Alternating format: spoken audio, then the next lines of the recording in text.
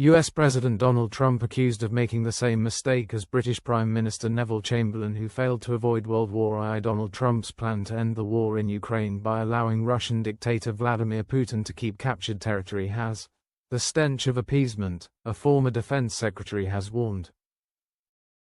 Sir Ben Wallace compared the proposed deal, negotiated without Ukraine's involvement, to failed attempts by British Prime Minister Neville Chamberlain to avoid war with Nazi Germany with the 1938 Munich Agreement. As world leaders prepared to gather for the Munich Security Conference this weekend, he said, this year's gathering seems set to mirror the disastrous conference of 1938, where the continent stood blind in the face of Hitler's duplicity.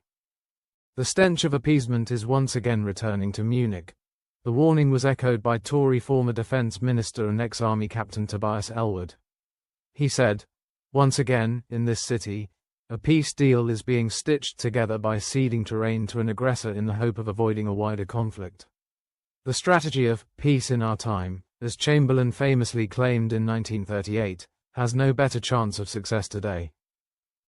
A long-planned meeting of NATO defense ministers in Brussels yesterday was overshadowed by Mr. Trump's shock announcement that he and Mr. Putin have agreed to end 3 years of bloodshed in Ukraine following a lengthy and highly productive discussion. The US president called Ukraine's leader Volodymyr Zelensky to inform him of the conversation. Mr. Trump plans to continue talks with Mr. Putin at a face-to-face meeting in Saudi Arabia, but it provoked an immediate split with European leaders, including Prime Minister Sir Keir Starmer, who insisted that Ukraine must be included in peace talks rather than having a deal imposed on it. Sir Keir said, there can't be negotiations around Ukraine without Ukraine being at the heart of it.